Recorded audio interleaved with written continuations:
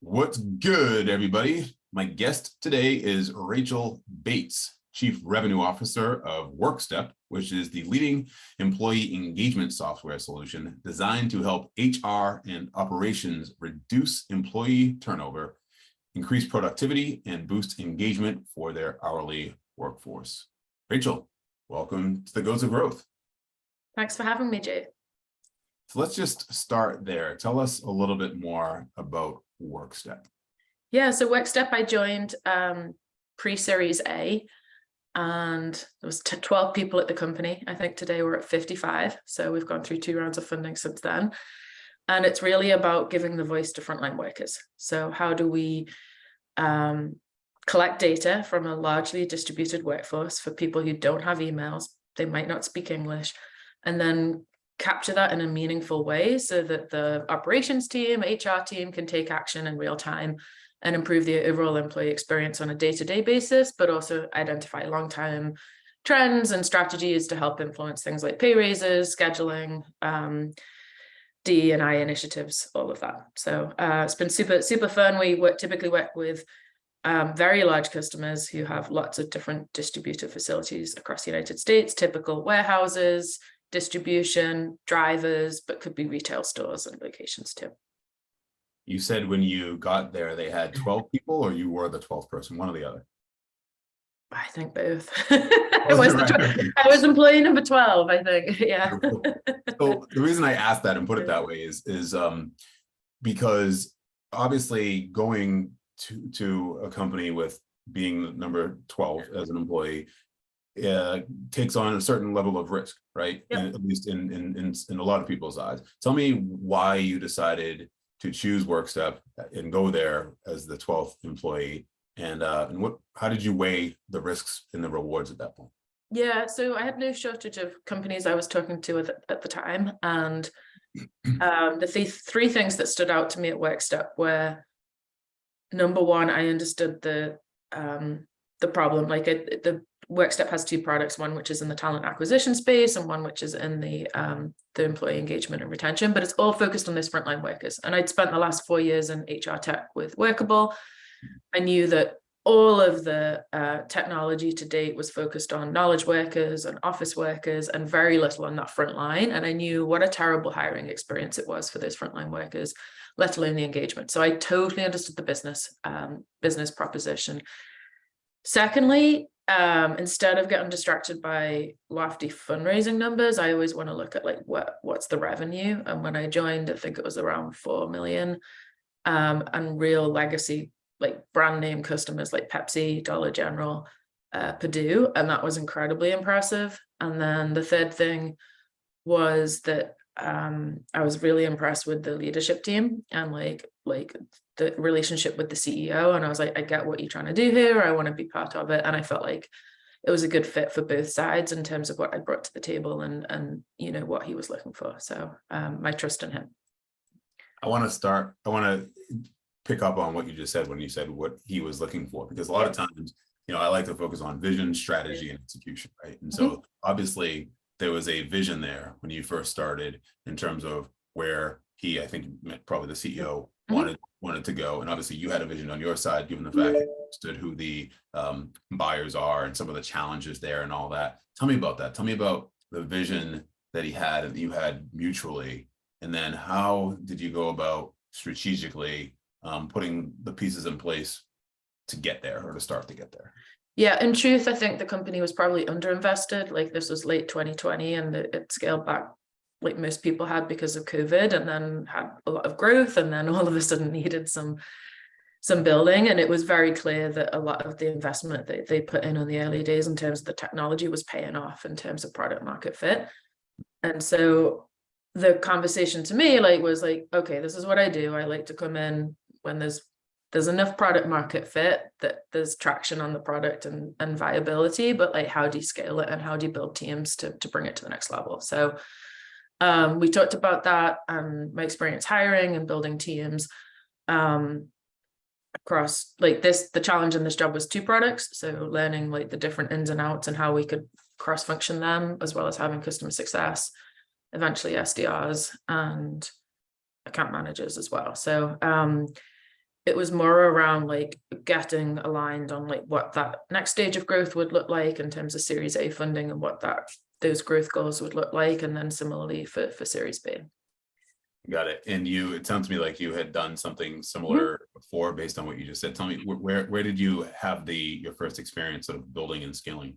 Yeah, so this is my third startup, but the second one, which is most relevant and recent, was with Workable. So when I joined Workable, it's an applicant tracking system, and all of the growth to date was driven by self-service, product-led growth, I guess is what it's called now. But so 90% of it was driven by that. The product was amazing, but the growth had plateaued, and so we needed to build a sales team or go-to-market function from scratch. So we had like 2 or 3 people who came over from support, but I built that out in Boston, as well as from the headquarters in Greece, and then eventually to London, and then Sydney, Australia as well. So scaling the entire sales team, like building the team, figuring out the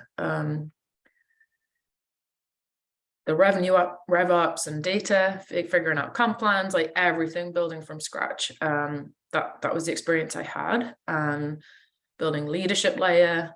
And then what happens is that when you all of a sudden switch from a product-led growth company where no one's talking to the customer, all of a sudden you're talking to the customer, and then you're getting a lot more feedback and narrative. And so understanding your place in the market, your competitive positioning, product marketing becomes more relevant. And then doing a lot of work on product packaging, pricing, positioning. So it became my next wave there as well. How do you prioritize initiatives when you have basically a blank slate, so to speak, to begin with, right? When you have to hire, you have to invest in technology, you have to decide who to hire, when to hire. How do you begin to unpack that and decide?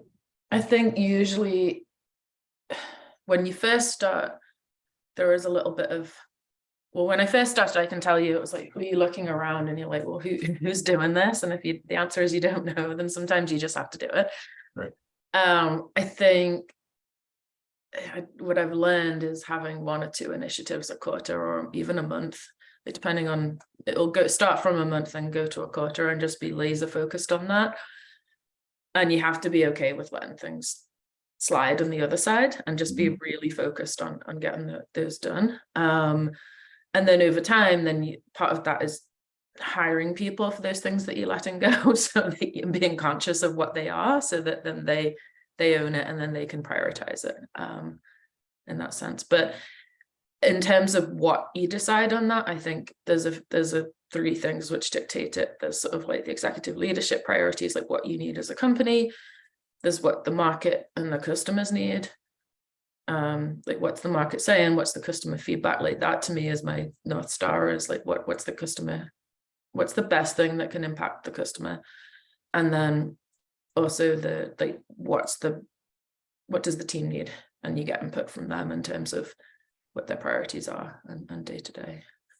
So you were initially PLG, and then eventually at Workable. You were PLG at Workable. At Workstep, was it PLG or was it different? No, opposite.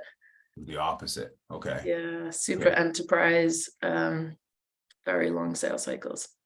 So going back to Workable then for a moment, when you go from PLG to enterprise, what did you start learning about those customers, and how different were they from PLG model? Yeah, good question. I think PLG, it's really important to have a sales team who really understands the product and understands the product usage and what's going to trigger conversations and compelling events. In the enterprise, it's actually very little about the product. It's more about the business case. It's more about the long-term directive. You spend less time demoing and feature heavy. It's more about like, how do you build that case? And I like the PLG space because those customers will keep you on your toes for like driving innovation within the product itself, versus like the enterprise side, where they're perhaps like got some weird nuance of their company that needs to be incorporated. So I think those two things are really quite different. I think being able to tie it to whatever initiatives are already going on is the key to enterprise sales, whereas product-led growth, you really can get like virality and like just things, oh, I get it, let's just make this happen. It's far faster and far more like connected to what people actually need. Got it. That makes sense. What were you letting go at first? that work stuff. Tell me let it go. And how long did you let it go before you're like, okay, boom, now we gotta take care of Oh my goodness, that's a good question. What did I let go? I'm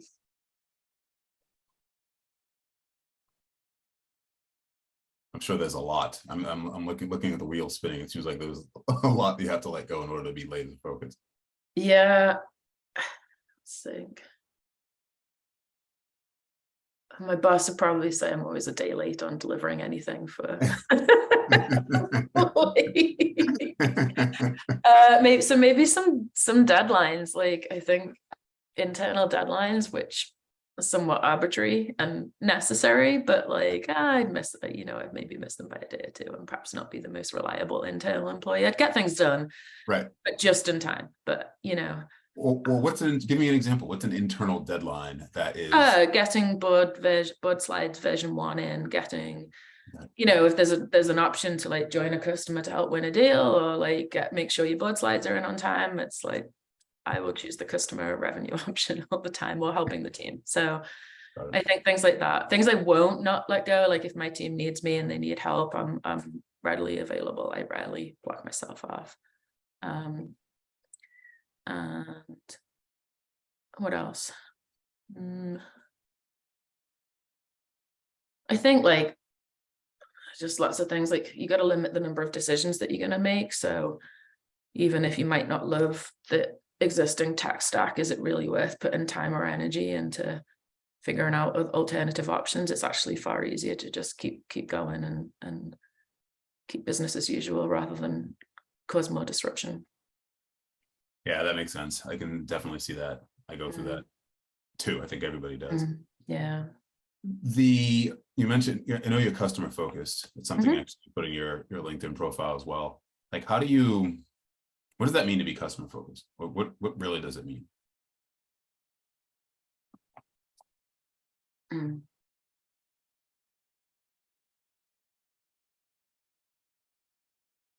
I'll even go as far as to say, like, when you are talking to, like, is it when you're talking to customers?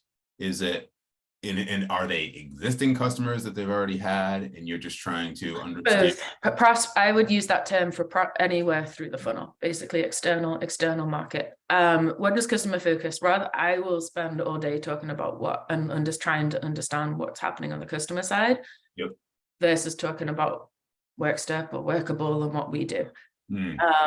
And that means like you have to have a deep understanding of how this is going to affect the role, like what's going on in their business, how it's going to help them, how it's going to help their career, how it's going to help solve their challenges, or maybe not. And perhaps and then every interaction with a customer, it's like, how do I provide value, and how do we as the team provide value to that customer, versus making it all about ourselves and that. And then asking good questions, like you're always in discovery, like if it's like whatever information that they share, understanding a little bit more about that, looking for patterns and like saying, okay, I see 3 things here, and then let's look into more data around it. 3 anecdotes equals like where's the data, what does this mean, and then taking that and then helping share that internally with CEO, CTO, like, and articulate it in the customer's perspective versus the company's perspective. Right. And so that becomes part of the conversations that you have with the customers now, become part of the message, the outgoing messaging. Totally. All that, right? Yeah, like I'm always listening for what language are they using, what words are they doing, like even what's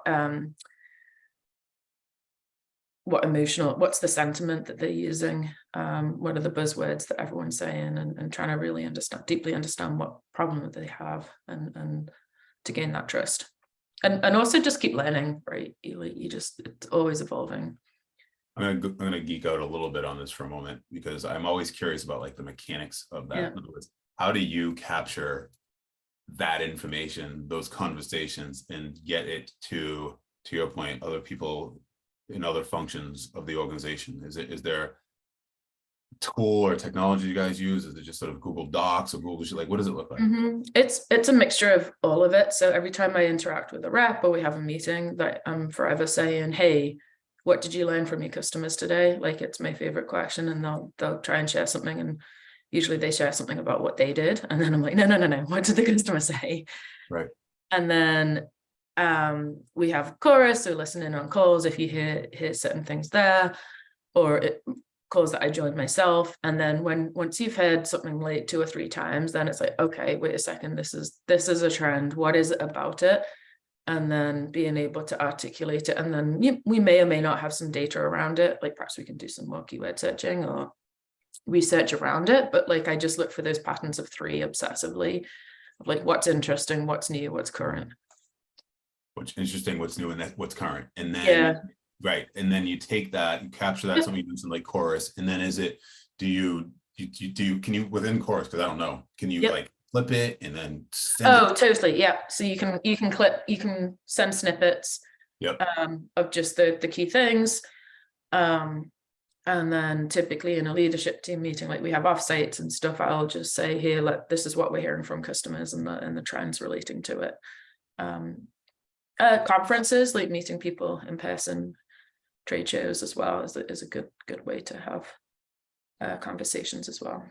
In the beginning, when you have 12 people and you're scaling and you're growing and you're adding customers, how often, and again, this is just either Workable or Workstep or just across the board, like how often are you taking the new information and then adding that to the playbook or to the messaging? Is it something that is ongoing? Is it like all the time? Like, I get super hands-on for that reason.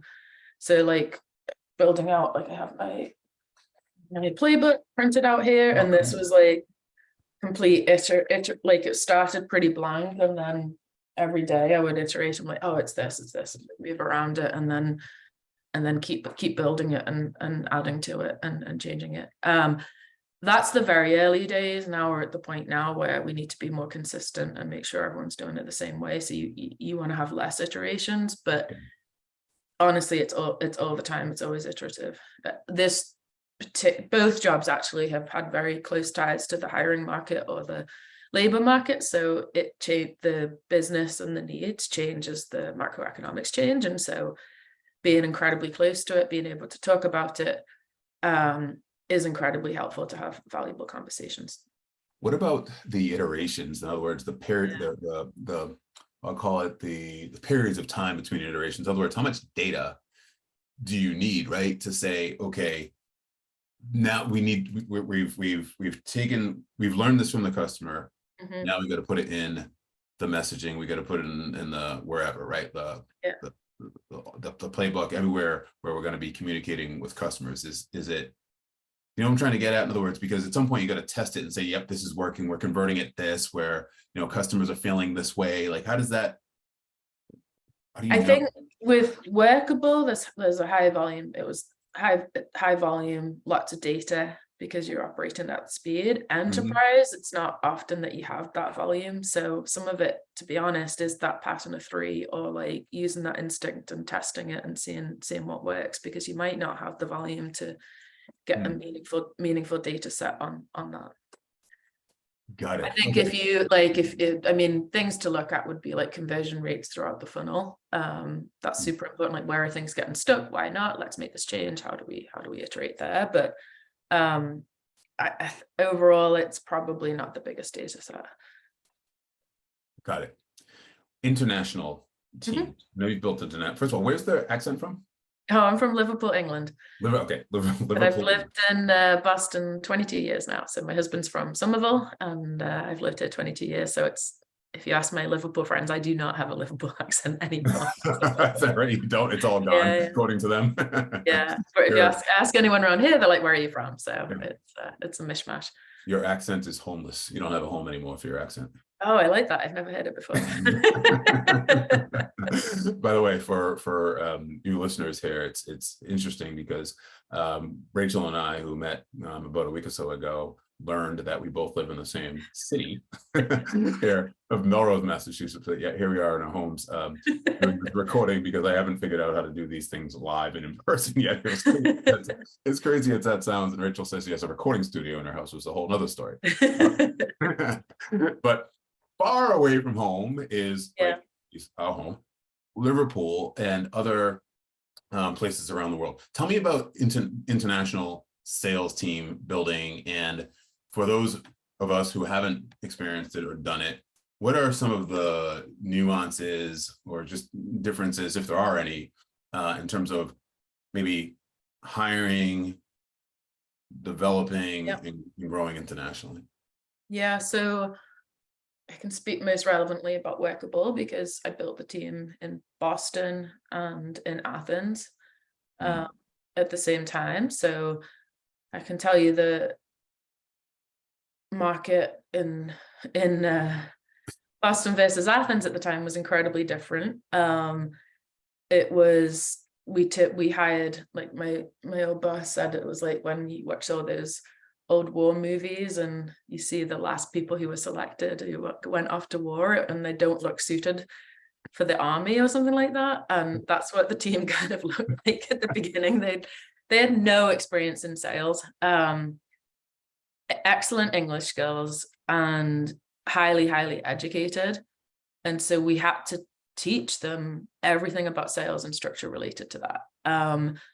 And we had to do it in a way that fit that culture. And it was different from what we needed from Boston, but we also had to like make sure that Boston and Athens played well together. So it's quite nuanced. I definitely learned a lot about the Greek culture, and it was just phenomenal. They were so intelligent. They are incredible critical thinkers. They like, I mean, it's the home of philosophy, so they like to have debate, and we're like, sometimes we're like, no, we just need to do it. And you know, we started there, and it's incredible to see the careers that people have gone on to have there, and there's no reason, like, it wasn't just starting internationally, it was starting internationally like a SaaS-based B2B sales team who had very little experience. So I had a couple of key people over there. One was a leader, it was an entrepreneurial person, and he was a huge, he was like my right-hand person there, which was incredibly helpful.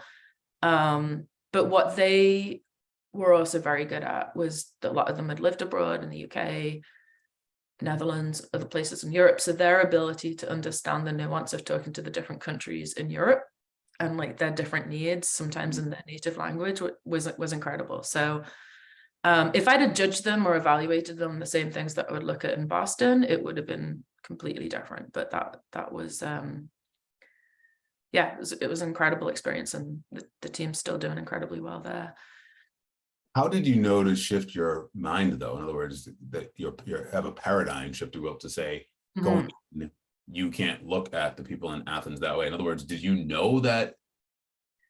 It sounds to me like you sort of succumbed to the fact, I'll use that word, that you weren't going to find B2B SaaS people in Athens. That's number one. And then once you realized that, how did you sort of decide, okay, well, what skill sets, I guess? Yeah, totally. So I'd say a couple of things. One, my boss Nikos is Greek, and the co-founder, so the headquarters were there, and he was incredibly passionate about like building economic opportunity in Greece and providing those opportunities for Greeks. And having grown up in Liverpool, there was like a part of me that really appreciates that, in terms of not necessarily having access to the type of things that you would get in Boston or London. And so I understood that fundamentally, that it was as much a part of his motivation for building a company as any other goal. So we were aligned that was going to happen. And then I was very fortunate that we had someone from support who'd had a couple of months in sales, and she was just phenomenal. She knew the product inside and out, and actually had some very natural sales skills, and really needed coaching and direction. So we had a leader there. And then what did I look for? We got like excellent English, and then curiosity was key. So we had a couple of people from the debate team. We'd had people who traveled and worked abroad. There was a collective that they were also bought into this Workable. Like they were so excited to work at Workable. They wanted to learn. They were just so hungry. So I think we got a lot of candidates that you would typically not see in Boston, like perhaps not people who would go down the traditional sales routes, but that was such a good opportunity. It was great to work with them. So some people who ended up being really good at operations, some people good at, we had researchers researching leads and opportunities. So it was really understanding it. And I spent a lot of time there, went there, I think 12 times in a few years, and every day from North Station to the seaport, I would speak to Greece and understand what was going on in the office. Oh man, it's so fascinating. I have so many questions. Did the non-traditional, your experience hiring non-traditional B2B salespeople there, did that make you more open-minded and more apt to look at non-traditional B2B salespeople here in the States? Because like you said, I mean, they're different people. Tell me. Yeah, totally. And in fact, at the time in Boston, it was the classic B2B sales bro who lived in Southie. You want 2 years of experience, that's what you were going to get in 2016. Yep. And I really realized that I was going to have a team of people who all look very similar to each other. And I had to sort of make a statement that, you know what, we're going to build a slightly different team and culture here.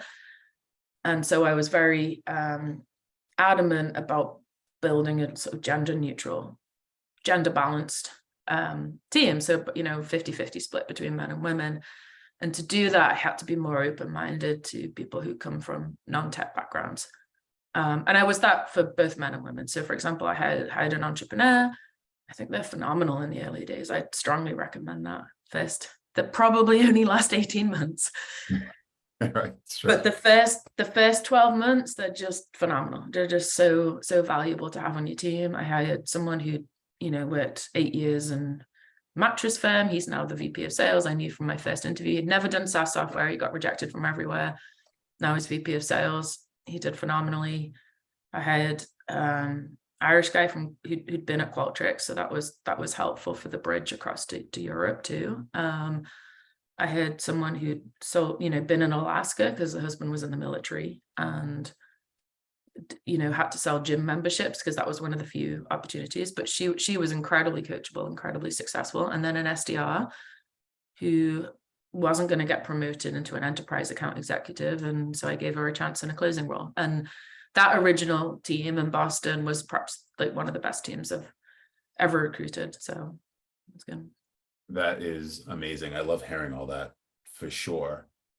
So a lot of people who've had the opportunity, candidly, to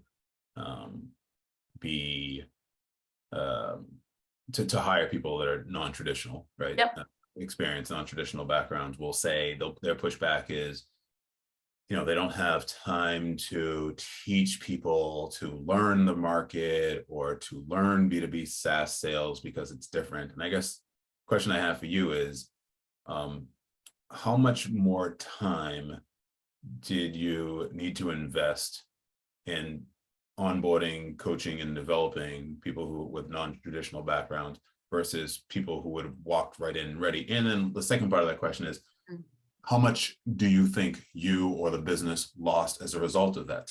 We only gained.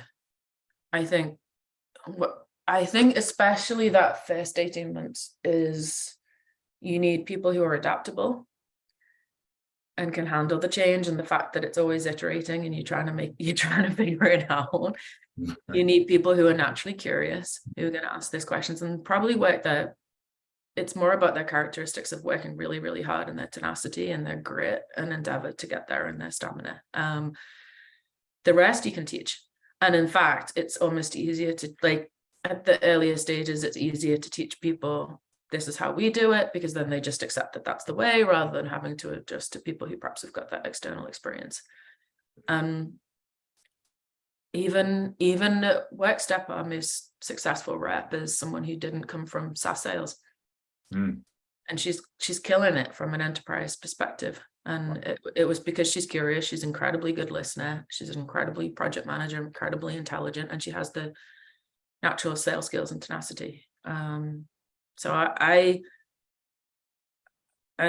think it has many advantages. Now, as you mature, you might have more territories and rows where people, like, you're going to scale bigger, and having people coming in who can be slotted in and be successful and sort of know the tools and know that stuff is certainly valuable. But at the beginning, I think you want a broad range of people so you can figure out what your type of person is that is going to be successful and get a range of different experiences and viewpoints. That's amazing. And you even went as far as to say, not only was it was beneficial, it was almost like Yeah, totally. I would imagine then too within that. Well, let's see here. This was 2016 or so when you got there, but you were there from 2016 to 2020. Certainly the I'll call it the fight for talent was at an all-time high during that period. Yep. And I would imagine that your ability and the way that you think about that and process the way you just did gave you a talent acquisition advantage, because while everybody else was over here in the red ocean where all the shops were, right? Like people like me, you were over there in this blue ocean saying, you know, showing up at mattress discounters and saying, come over here and join and join my team. Right? Yeah, a few things. I agree. It gives you an advantage if you're more open-minded. Workable is really good at helping find candidates. Like, you're just gonna get a high volume of candidates. Secondly, I got a third through my own network. So people I'd previously worked with, or friends of friends, and that network. We also recruited heavily on the SDRs, who was a natural career path to get to that account executive role. And then we started getting referrals too. So I think it was really hard the first 3 or 4 months, and then once you've got all of those things in motion, then you get a reputation that people are doing well. It's the place to join. Like, you can build that brand. That can certainly help. But yeah, I don't think you said, is there anything special about B2B SaaS now? Sorry. Fantastic. So one of the things that's sticking out to me as I'm looking at your profile as well, I haven't talked to a lot of people about, so I want to talk to you about it, which is you participated in raising Series C funding when you were at Workable. What does that mean? Like, what did you do functionally, or what were some of your activities there that you were involved in helping with that? Aside from the other stuff you needed to do. Yeah, so I think a big part of it is, I'd say a few things. So one, talking about that customer stories and like synthesizing that information about what makes us different and what makes us unique, that's the stuff I'm doing all the time, so that it helps input the narrative for that story around the Series C investing. So I think that's a huge part that it's not like time box, but it's something that you're always thinking about. What's the next story to get to this next round of funding? So for our case, it was like mid-market, volume, scale, global, ease of use. Those are the things that we were truly differentiated, why we won, and we could lean heavily into that. And then I'd say the second thing is, like, for our Series C, the existing investors invested further. So I think it's building that relationship at the board meetings, whether it would be, I typically go twice a year, and sort of building that credibility when you present your function. So like building that trust along there. And then also meeting with new investors in terms of like, here's the business and what's happening, and meeting with them at that stage. So I think there's a lot of presentations. Sometimes they want you to do it as an entire executive team. Sometimes they want one-on-ones. Sometimes they want to know you deeply personally. Sometimes they don't care. It can range. Each investor is going to have a different criteria for what they're looking for. But what it serves a couple of purposes. One is it actually helps you sharpen your narrative internally. Like it creates that vision and strategy just by the force function of having to do it. And it gives you that confidence, and you get feedback. Like sometimes they don't work, and then you learn, sometimes you can get why, and you adapt to that. How was there a certain, I guess, baseline of growth that you needed to maintain as you were moving from Series B to Series C? If so, what was that? And how fast, I guess, were you growing during that period of time? We were growing 50 to 60%, and that was the expectation that we continued at that pace, 40%, 50%. Yeah. and then telling the story of how and why you were going to do that. So international expansion through languages, product differentiation, etc. So what about like the personal toll or I guess energy that it takes to do that? In other words, was there, I guess I'll ask you candidly, like how much pressure are you are you under during those periods of time when you know that you have to hit that quarterly number quarter over quarter? You get used to it. There's different balances of when things every quarter in terms of what you need to fulfill and what you need to do. Personally, I get more stressed at like if I see something that's not working, I can typically see it 6 months or a year away. That makes me more stressed than the quarter. Coming into the quarter, you typically know what you've got, and it's about execution. Sometimes you're very far off, and sometimes you have a plan and you deliver on it. But from my own personal toll, I would say now it's like if I see something wrong in the strategy, I'm like, where does this go 6 months or a year from now? That perhaps gives me more stress. Can you give me an example of something like that where you're looking now or you have looked in the past, and tell me why? Why do you think in that way when you say 6 months, a year from now, this is really going to be a problem? I'll give you an example. In the last 6 months at Workable, we decided that we wanted to go down the enterprise route. It meant that a lot of the product was focused there. I was the one who a year or Series C earlier said, no, we're mid-market with volume. That's our sweet spot. And so when we did that, there was a lot of investment thinking about what do we need to build for these enterprise customers? How do we need to market to them? We need to have a certain deal value to get there. And I knew that like several months down the line, the market couldn't take that. And sure enough, they're back to mid-market volume sales. But when you say several months down the line, you knew that the market couldn't take that. How did you know that the market couldn't take that? Like I was thinking, when you said that, I was thinking something in your mind, you're thinking, okay, something's going to break internally. In other words, we're not putting the right data in but I'll just use it for the JDavid Group, my applicant tracking system. We don't put the right data in 6 months from now, 12 months from now, we're not going to be able to find the candidates that we need to find. But you were looking at it from a macro perspective and saying the market isn't going to be able to take that. What did you see? How did you know that? Competitors? Was it competition, the market, understanding why people buy? So back to our earlier conversation around the PLG and the enterprise, like they've just got two very different buying cycles and decision making, and realizing that because you're the best one to use and like what made us good in one doesn't necessarily translate to the other. And then if you put your energy there and from marketing or from product, then those type of decisions and investments usually are designed to pay off like 2-3 months down the line. So that's those type of things, instinctively knowing it was not the right goal.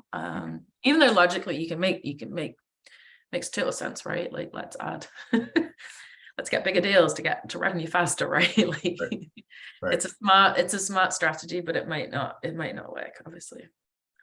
And then I would imagine, because obviously it exists all over the place where people are going from upmarket, right, from mid-market to enterprise, and then they have a mid-market team, they have an enterprise team, and so forth. But when you're leading global sales, and one of the things you mentioned earlier is obviously prioritizing and being laser focused, and by going up market while also still, I would imagine, still focusing on mid-market, now all of a sudden you have to be ambidextrous in a way, right? Like you're thinking of two different kinds of sales motions, messaging, customers, even the way that you hire, the way you think about hiring, like all that stuff has to come into play, right? And as a result, something I would imagine can fall through the cracks or get hurt, right? Yeah, I think the biggest thing is it just dilutes away from what you're really good at. Yeah, very simply. Yeah, I think that's it. Yes, things can slip, but it just dilutes from your core focus of being really good at executing at that area. Absolutely fascinating. You mentioned a mentor. Tell me about the mentor and what role mentors play or have played in, your success and what you've learned and what you're going through. I've worked for 4 CEOs, I think. And Mhm. so you get to work, you get to know each other very well Yeah. during those journeys. And I think each of them has mentored me in different ways, but have been, believed in me and provided that guidance and value, as well as being a direct boss. And then each of them continue to be that way. I'm trying to think.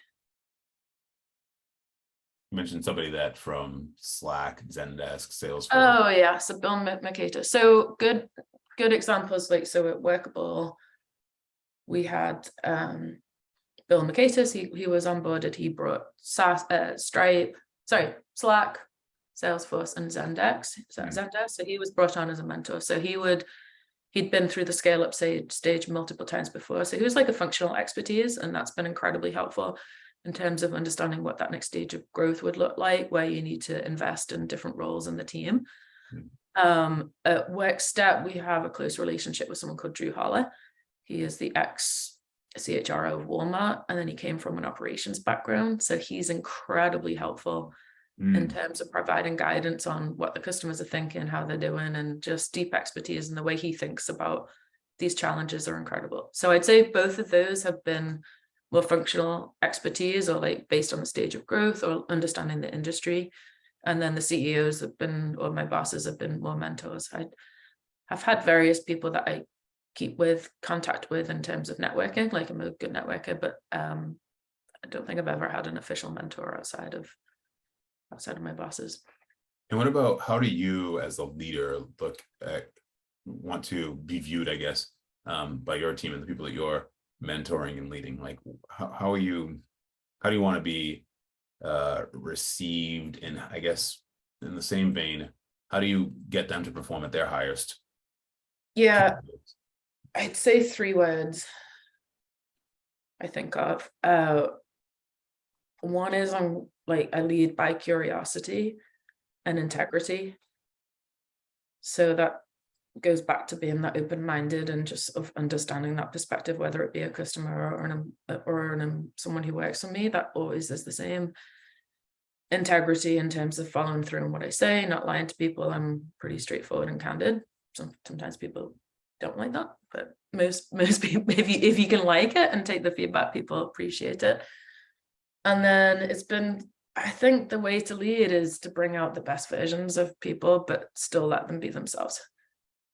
And so I try and find, what is it, like, rather than creating cookie cutter replica reps, it's like, what is it about that person that could make them good, and how do we make them feel confident and the best version of themselves?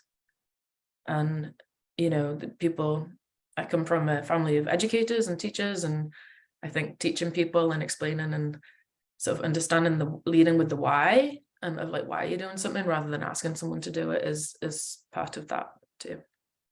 Yep, that makes sense. Got it. Which leads all to motivation, which leads to the rapid fire 5. Ready for me to ask you 5 questions? Give me 5 answers and get you out of here after the bonus question? Sounds good. Right. Fabulous. So, number 1, what motivates you? Yeah, I like big challenges. So I typically, I do jobs for 2.5 years. I love coming in and having a period of transformation, or being a change agent and sort of leading through that. And then that's super motivating in terms of what I love to do. But the outcome of that is that you can make customers happy and satisfied with what you're doing. And employees, like, you can bring employees on and help influence their careers and successful, journeys within a company or throughout the rest of their career. So that those having the impact on the customers, having the impact on the employees and my teams, as well as having the impact on the company. It's all about having that impact. Name a big goal you have right now, and when would you like to accomplish it? So I have a goal. I love geography and maps, and I have a goal of running a half marathon in every state. I've done 32. Wow. Yep. Just did Austin, Texas, just about to do Albuquerque, New Mexico. And I've no problem saying I'm 43 now, and I want to be done by the time I'm 50. Wow, that's fantastic. I love it. How many hours of sleep do you average per night? Oh, whoop, nope, sorry. I skipped to number 3. Sorry. Number 3, what's your preferred way to learn new information to stay sharp? Reading newspaper. I read the New York Times online, Wall Street Journal, listen to podcasts like Marketplace or The Daily, and then customer calls. I think that they're fantastic in learning from reps, and just that whole understanding the macro and then understanding the day-to-day is super important. And then LinkedIn, Sastra, or podcasts such as yours in terms of understanding tactical functional help is really helpful. So Now number 4, how many hours of sleep do you average per night? I had to count this because I didn't really know, but it's 8. It's not that interesting. I get up at 6. Yeah, that's pretty standard, right? I think people Yeah. recommend 8 hours. I think so. Yep. So getting up at 6, that means you're 10 o'clock. Okay. And 10 to 6 or 9:30 to 5:30. Yeah, that's not good. Awesome. What's your favorite thing to do when you aren't working? Oh, spending time with my family, running, traveling, all that. Fantastic. Bonus question, which, oh shoot, you know what? I don't have the most recent bonus question in front of me right now. So I'll cheat and I'll ask you the same question that somebody else will probably have gotten already, but that's okay. Okay. We all have bad memories. Nobody's probably going to remember that, except for me highlighting it, of course. What's the best book you've read within the last year that you'd recommend? Oh, that's a good one. Let me just pull it up. I just need to find the name of it. Although the last person I asked this to actually didn't read books, so we had to sort of, matter of fact, yeah, we had to ad-lib that one a little bit. So this one is actually technically fundamentally different. It's called There Is Nothing for You Here. There is nothing for you here. Yep, and it's by Fiona Hill. Fiona Hill. What genre? What is that? Like, is that a novel? So she, like myself, is from the north of England. She ended up in Boston area, going to the Harvard for a PhD, and then she's an expert in Russia. And she wrote. She worked for Bush, Obama, and then Trump. So you get to learn what it was like as a woman expert working in the Trump. As soon as you started giving me her bio, then I knew. I've seen her interviewed. Yeah, so she was part of the first impeachment. So it's pretty fascinating. Really, really good read. I love it. Actually, give me a question that you would like for me to ask the next guest. I can't forget to do this.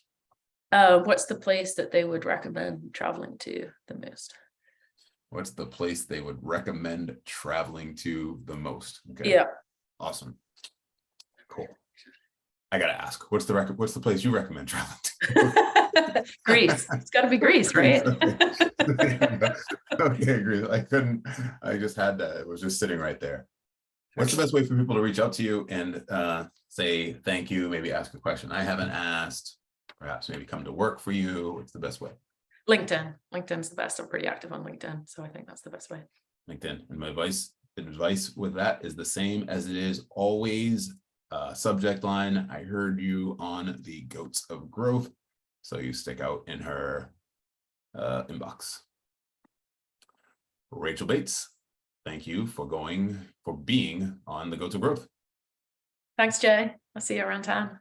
Yeah, we have to meet in person. Goodbye, everybody. Cue the music.